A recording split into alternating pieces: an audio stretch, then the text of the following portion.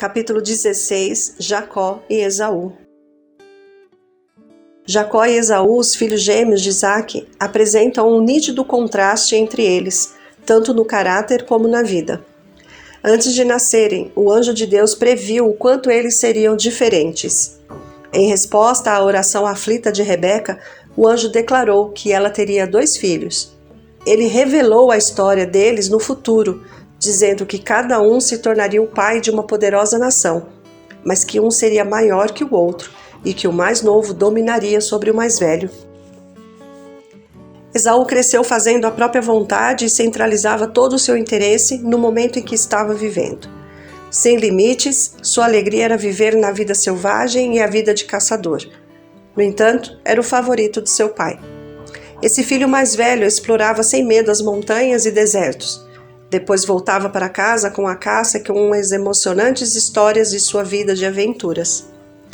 Jacó era mais ajuizado e esforçado. Sempre pensava mais no futuro que no presente. Vivia contente com a vida no lar, ocupado em cuidar dos rebanhos e cultivar a terra. Sua mãe apreciava sua paciente perseverança, economia e prudência. O cuidado e a atenção que ele dedicava à mãe contribuíam mais para a felicidade dela do que os gestos impulsivos de carinho que Esaú demonstrava de vez em quando.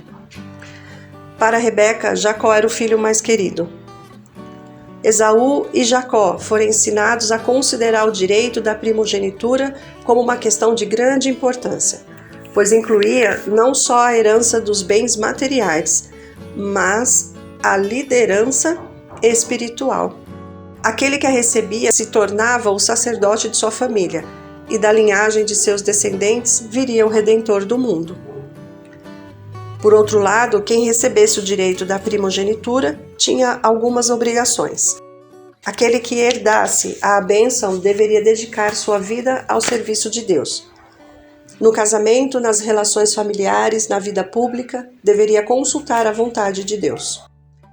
Isaque falou com seus filhos a respeito desses privilégios e condições e explicou claramente que Esaú, como o irmão mais velho, era o que tinha direito à primogenitura. No entanto, Esaú não se dedicava à devoção nem tinha inclinação para viver uma vida religiosa.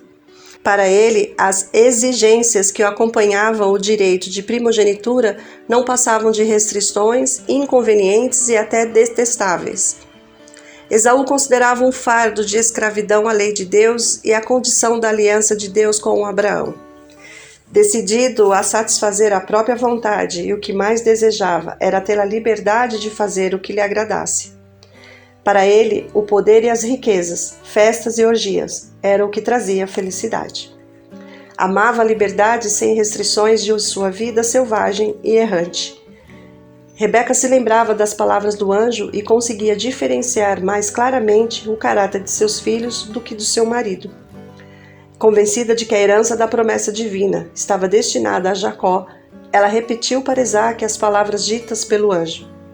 Mesmo assim, as afeições do pai estavam centralizadas no filho mais velho. Ele estava decidido a dar a Esaú o direito da primogenitura. Jacó ficou sabendo por sua mãe que o direito da primogenitura deveria ser dado a ele e desejava intensamente receber os privilégios dessa bênção. Não era a posse das riquezas de seu pai que ansiosamente esperava. Era o direito de primogenitura que ele mais almejava. Ter comunhão com Deus como Abraão, oferecer sacrifícios pelo pecado, ser o pai do povo escolhido de onde viria o prometido Messias, tomar posse da herança imortal que envolvia as bênçãos da aliança. Esses eram os privilégios e a honra que Jacó ardentemente desejava. Ouvia com atenção tudo o que seu pai dizia a respeito da primogenitura espiritual. Guardou cuidadosamente na memória o que aprendeu com sua mãe. Esse assunto se tornou o foco de sua vida. Apesar disso, Jacó não tinha um relacionamento pessoal com Deus a quem ele reverenciava. O coração não tinha sido renovado pela graça divina. Procurava constantemente um meio pelo qual pudesse conseguir a bênção que era desvalorizada por seu irmão, mas que para ele era tão preciosa. Esaú vende seu tesouro.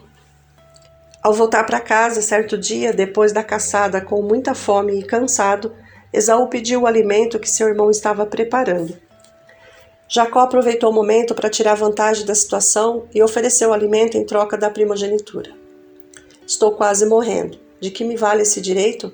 Gênesis capítulo 25, verso 32. Exclamou o caçador precipitado e condescendente consigo mesmo. Por prato de lentilhas vermelhas, ele abriu mão de sua primogenitura e confirmou a troca com um juramento. Para satisfazer um desejo do momento, demonstrando toda sua indiferença, ele trocou a gloriosa herança que o próprio Deus tinha prometido a seus pais. Todo o seu interesse estava no presente. Ele estava pronto a sacrificar as coisas celestiais por prazeres terrenos, a trocar um bem futuro por uma satisfação momentânea. Assim, Esaú desprezou seu direito de filho mais velho. Gênesis capítulo 25, verso 34. Ao desistir da primogenitura, ele sentiu uma sensação de alívio. Agora poderia fazer o que quisesse. Para satisfazer prazeres descontrolados assim, equivocadamente chamados de liberdade, muitos estão vendendo seu direito de primogenitura, representado por uma herança eterna nos céus. Esaú se casou com 2 mulheres hititas. Elas adoravam falsos deuses e a idolatria delas trazia grande amargura para Isaque e Rebeca. Esaú tinha transgredido uma das condições da aliança que proibia o casamento entre o povo escolhido e os pagãos. Mesmo assim, Isaque ainda estava decidido a conceder a ele o direito da primogenitura. Os anos se passaram. Isaque, já idoso e cego, sentindo que a morte se aproximava, resolveu não demorar mais a dar a bênção ao seu filho mais velho. Sabendo da oposição de Rebeca e de Jacó, decidiu realizar a solene cerimônia em segredo e deu instruções a Esaú. Vá ao campo caçar alguma coisa para mim. Prepare-me aquela comida saborosa que tanto aprecio e traga-me para que eu coma e o abençoe antes de morrer. Gênesis capítulo 27, verso 3 e 4. Rebeca contou a Jacó o que tinha acontecido, insistindo que tomasse uma atitude imediata a fim de que a bênção não fosse concedida a Esaú. Ela afirmou ao filho que, se seguisse suas instruções, obteria o direito da primogenitura, conforme Deus tinha prometido. Jacó não concordou facilmente. O pensamento de enganar seu pai lhe causava grande angústia. Um pecado como esse traria maldição em vez de bênção. Ele, enfim, cedeu e começou a colocar em ação as sugestões de sua mãe. Jacó não tinha a intenção de mentir, porém, ao estar na presença de seu pai, percebeu que tinha ido muito longe para voltar atrás. Mesmo assim, conseguiu receber a cobiçada bênção por meio da fraude. Consequências do engano. Jacó e Rebeca foram bem-sucedidos em seu plano, mas conseguiram apenas aborrecimento e tristeza por seu engano. Deus afirmou que Jacó receberia a bênção da primogenitura, portanto, sua palavra teria se cumprido se Jacó tivesse esperado que Deus agisse em seu favor. Rebeca se arrependeu amargamente do mau conselho que deu ao filho. Jacó sentiu o peso da culpa. Ele tinha pecado contra seu pai, contra seu irmão, contra si mesmo e contra Deus.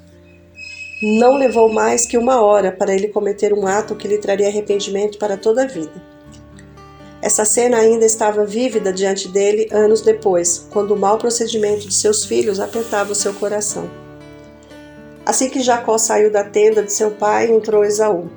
Embora tivesse vendido seu direito de primogenitura, ele estava determinado a obter as bênçãos por ela garantidas. Com a bênção da primogenitura espiritual, estavam envolvidas as bênçãos materiais que davam o direito de chefiar a família e de receber porção dobrada das riquezas do pai. Meu pai, levanta-se e coma da minha caça, para que o Senhor me dê sua bênção. Gênesis capítulo 27, verso 31.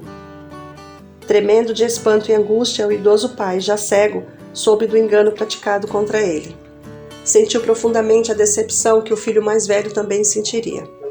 No entanto, veio à sua mente, no mesmo instante, a convicção de que a providência de Deus havia feito acontecer justamente o que ele estava determinado a impedir. Lembrou-se das palavras do anjo a Rebeca e viu que Jacó seria o mais indicado para cumprir os propósitos de Deus. Enquanto as palavras da bênção eram pronunciadas, ele sentia sobre si o espírito de inspiração e confirmou então a bênção que pronunciou involuntariamente sobre Jacó. A ele abençoei, e abençoado ele será. Gênesis capítulo 27, verso 33. Arrependimento tardio. Esaú deu pouca importância à bênção quando ainda estava ao seu alcance. Porém, a partir do momento em que não pôde mais recebê-la, ficou terrivelmente triste e com muita raiva. Meu pai, o Senhor tem apenas uma bênção? Abençoe-me também, meu pai. Gênesis capítulo 27, verso 38.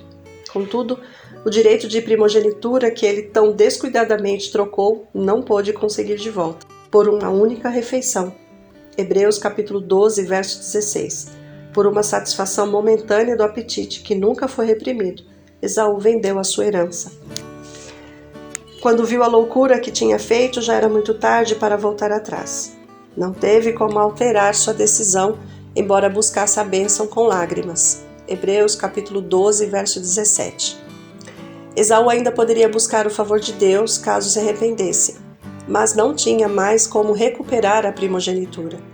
Ele ficou muito triste pelos resultados do seu pecado, mas não pelo pecado em si.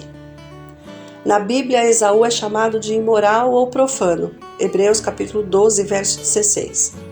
Ele representa aqueles que dão pouco valor à redenção adquirida por Cristo e estão prontos a sacrificar sua herança no céu pelos bens passageiros da terra. Multidões vivem sem qualquer preocupação ou cuidado pelo futuro. Como Esaú exclamam: comamos e bebamos, porque amanhã morreremos. 1 Coríntios capítulo 15, verso 32. Quando os desejos do apetite tomam conta, Deus e o céu são praticamente desprezados. Diante do dever de se purificarem de toda a impureza da carne e do espírito, aperfeiçoando a sua santidade no poder de Deus, sentem-se ofendidos.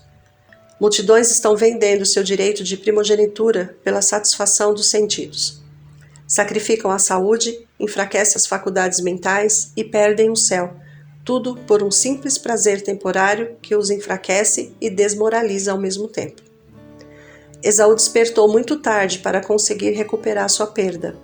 Assim acontecerá no grande dia de Deus com aqueles que trocaram sua posição de herdeiros do céu por suas satisfações egoístas.